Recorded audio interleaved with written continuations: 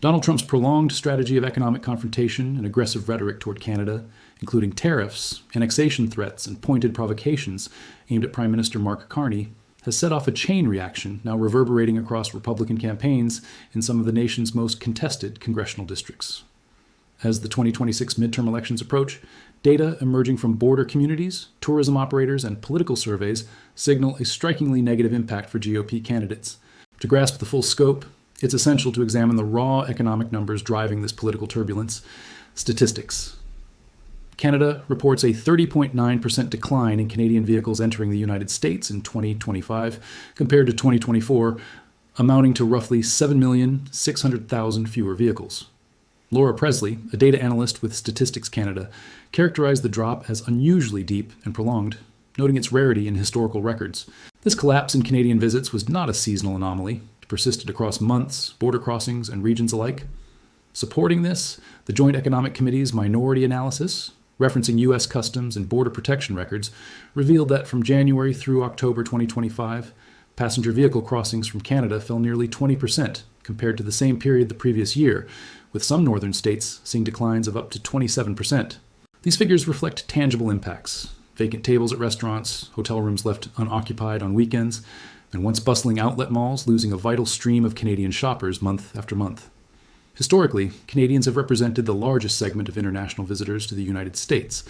In 2024, roughly 20 million visits generated more than $20 billion in spending and supported over 100,000 American jobs. This baseline is now eroding at a pace that border state tourism operators are describing as a full-blown crisis. Individual business accounts make the numbers feel real.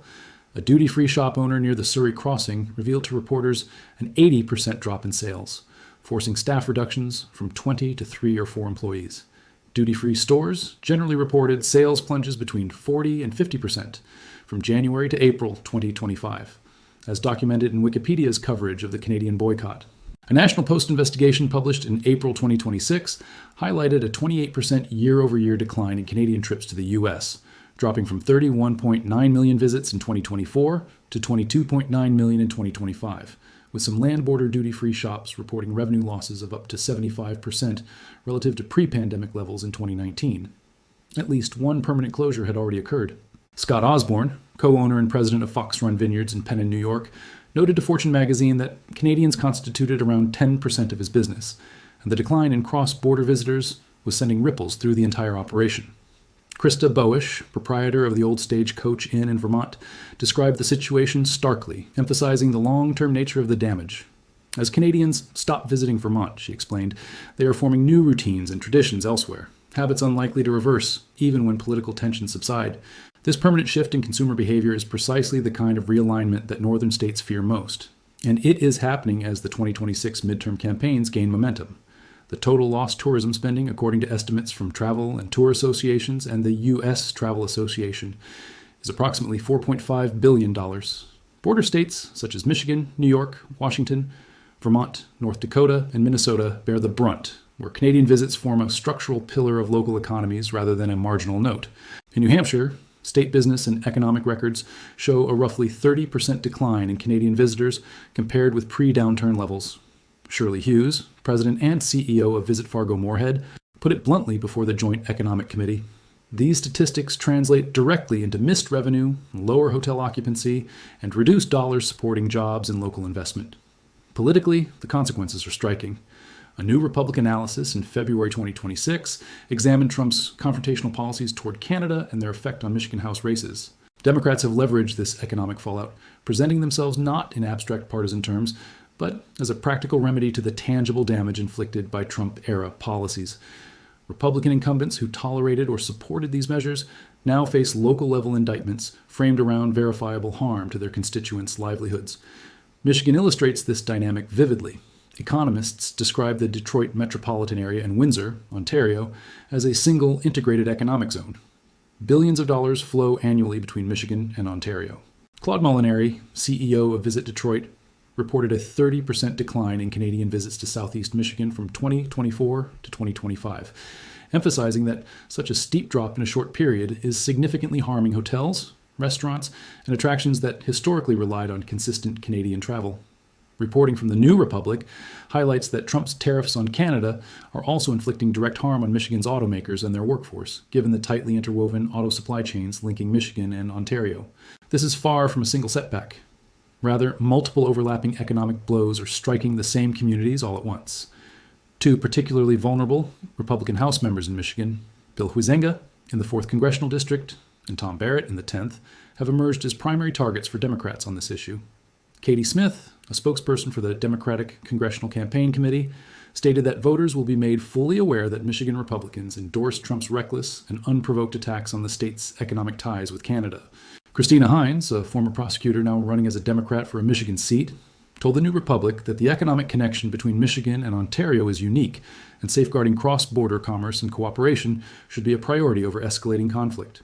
Hines further explained that if Democrats regain control of the House, they could work to restore the lost Canadian visits, an actionable, voter-visible promise in districts where the damage is tangible and ongoing.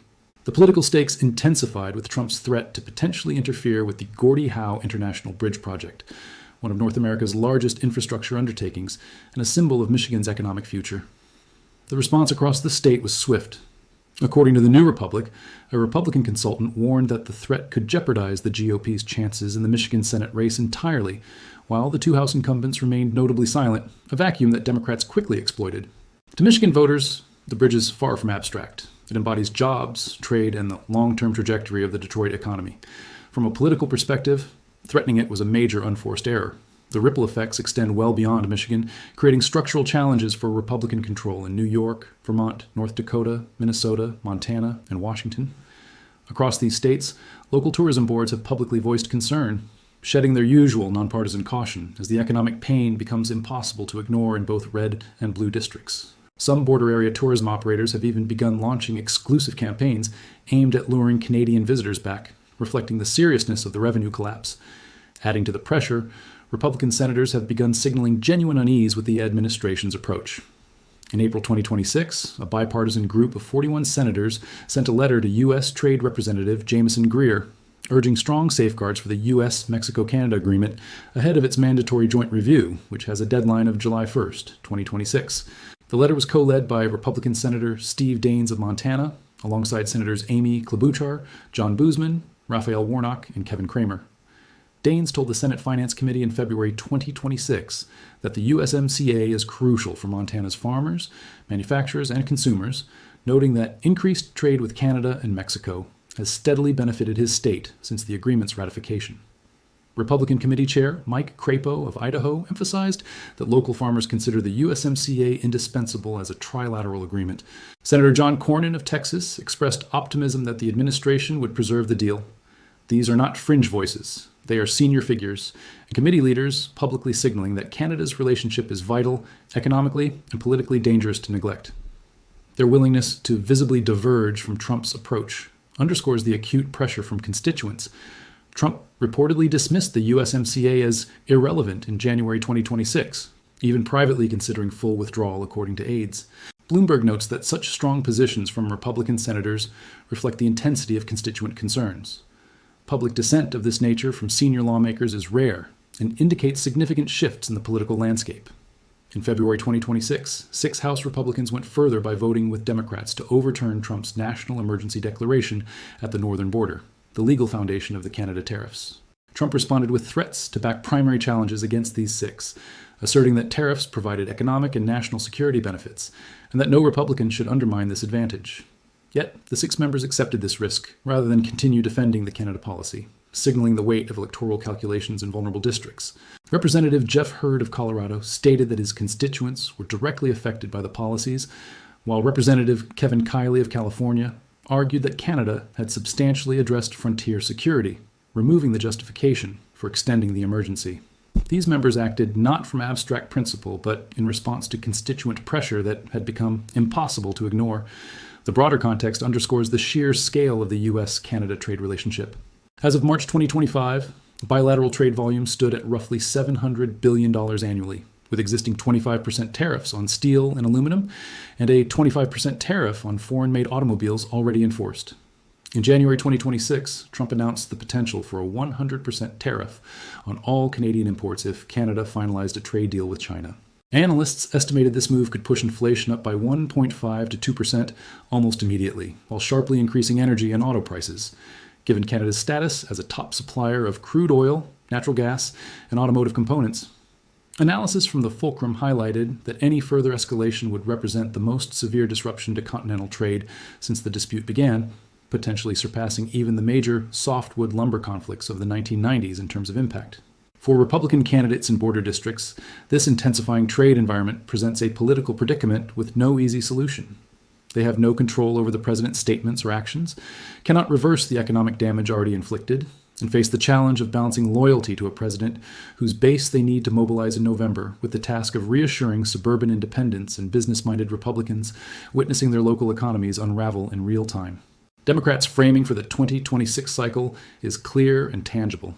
Vacant storefronts, empty hotel rooms, duty-free shops reducing staff, wineries losing 10% of their clientele, all consequences directly tied to decisions made by a president whose party applauded while he antagonized America's closest neighbor and most deeply integrated trade partner.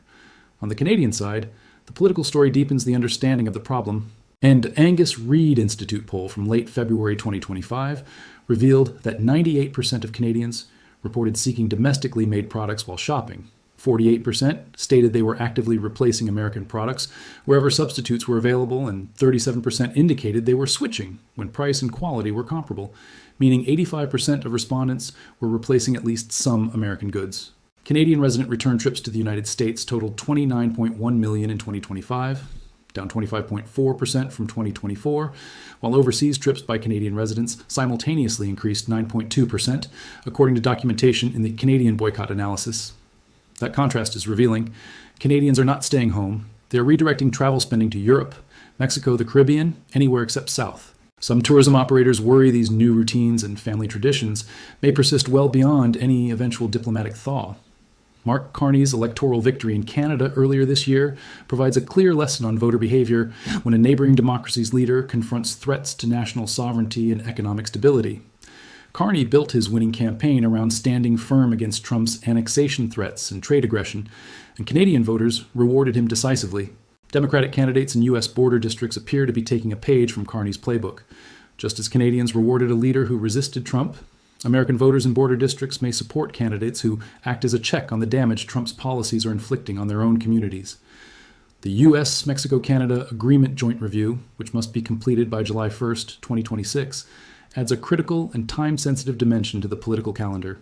That review falls squarely in the middle of the midterm campaign season. If it produces further confrontations, additional threats, or tariff escalations, or signals Trump's intent to withdraw entirely, the economic anxiety in border states will intensify precisely as voters decide. Republican candidates in those states will be forced to answer for outcomes beyond their control, while Democrats will ensure every negative development lands squarely on the opposition's doorstep.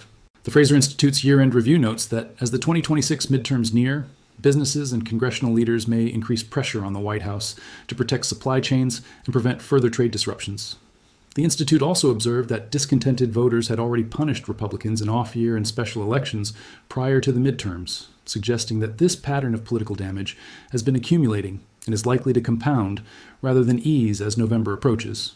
What is unfolding challenges a core assumption that has dominated American political analysis for nearly a decade: the idea that confrontational nationalist politics reliably delivers electoral gains, that attacking allies, neighbors, and trade agreements provides a measurable advantage in tight races. The emerging evidence from northern border states in 2025 and 2026 contradicts that assumption. Voters in communities dependent on stable cross-border commerce are not rewarding confrontation. They are witnessing their businesses falter, tourism seasons evaporate, and economic ties with Canada fray. They are looking for accountability. In competitive congressional districts, where every vote determines which party controls the House, this calculus is perilous for incumbents on the wrong side of it. The midterm map for 2026 has shifted dramatically in ways analysts did not foresee 6 months ago. Much of this shift can be traced to the accumulated weight of trade policies and confrontational rhetoric toward Canada, policies that have imposed real costs on real communities without delivering any visible offsetting benefit to local voters. Republican strategists recognized the risk entering this cycle. What they apparently did not anticipate was the speed and depth at which economic damage would appear, or the efficiency with which Democratic candidates would translate that damage into a coherent, locally specific electoral narrative. The story remains in progress. The USMCA review is incomplete. Tariff threats remain unresolved. The Canadian boycott is ongoing.